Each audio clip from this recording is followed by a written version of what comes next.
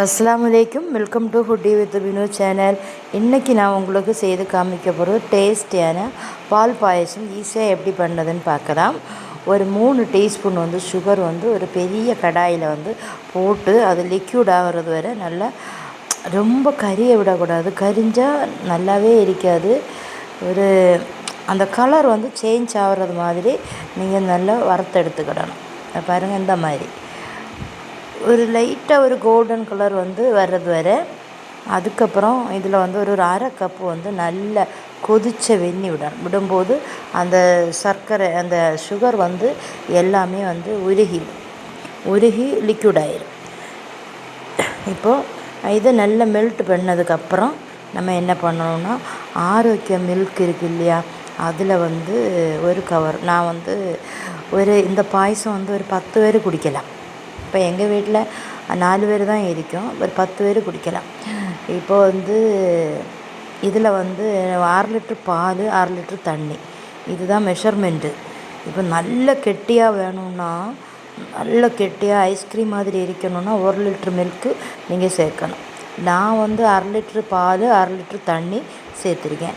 இப்போ 50 கிராம் ஜவ்வரிசி போட்டிருக்கேன். இப்போ சேமியா ஒரு பெரிய பாக்கெட்டு, அதில் பாதி சேமியா தான் இதில் சேர்த்துருக்கேன்.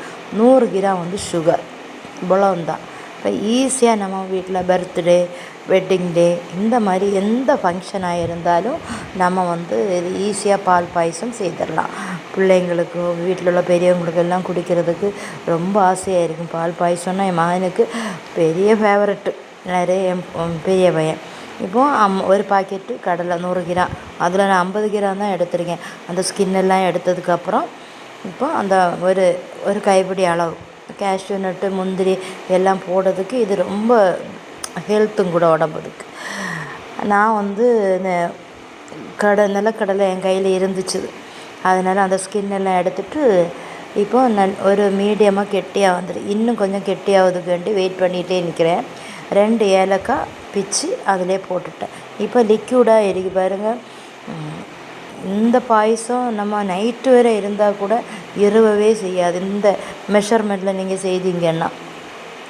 இப்போ நம்ம சுகரை சேர்த்துருக்கோம், சேமியா சேர்த்துருக்கோம், ஜவ்வரிசி சேர்த்துருக்கோம். நான் எல்லாமே பாதி தான் போட்டிருக்கேன். இப்போது நம்ம மில்க் மேடு கொஞ்சம் இருந்தது, அதுவும் கூட சேர்த்துட்டோன்னா பால் பாயசம் அடிப்பொலி. அப்போ நம்ம சாப்பிடும்போது இந்த சுகர் வாயிலே நிற்கும், அந்த மாதிரி ஒரு டேஸ்ட்டு. இப்போ நம்ம கடலே பட்டர்லேயே நம்ம தாளித்து கொட்டும்போது நல்ல டேஸ்ட்டாக இருக்கும். இன்னும் குடிக்கணும் போலே இருக்கும். நான் ஒரு தடவை செய்து பார்த்தேன், நல்லா தான் இருந்துச்சு. இப்போ கடலையும் தட்டிட்டு நல்லா பொரிஞ்சதுக்கப்புறம் நம்ம எடுத்துக்கலாம். ஆனால் நல்லா கறியை ஒன்றும் விடக்கூடாது. கறியை நீங்கள் எந்த பொருள் இதில் விட்டாலும் ஆனால் அந்த பாயசம் நல்லாவே இருக்காது, பட்டரும் கூடயா சொல்லி. அதனால் இப்போது நம்ம இதில் விட்டுடலாம். விட்டதுக்கப்புறம் கப்பான்னு மணக்குது, சுவை அடிப்பொலியாக இருக்குன்னு நானே யோசிச்சுட்டு நிற்கிறேன். சரி, நல்லா மிக்ஸ் பண்ணி விட்டாச்சு. மிக்ஸ் பண்ணி விட்டதுக்கப்புறம் ஒரு 10-15 நிமிஷம் நம்ம மூடியே வச்சிடலாம். அப்போ தான் அந்த பாயசம் செட் ஆகும். செட் ஆனதுக்கப்புறம் நான் ஒரு பவுல் எடுத்துகிட்டு வந்தேன். என் பிள்ளைக்கு கொடுக்கறதுக்காக ஒரு பவுல் எடுத்துகிட்டு நான் சொன்னேன், பாயசம் குடிக்கிறியான்னு கேட்டேன். சரி, உடனே குடிக்கிறேன்னு சொன்னான். சூப்பராகவே இருந்தது. எங்கள் வீட்டில் எல்லோரும் சாப்பிட்டாங்க, அப்படியே காலி ஆகிட்டுருது. நீங்களும் ட்ரை பண்ணி பாருங்கள்.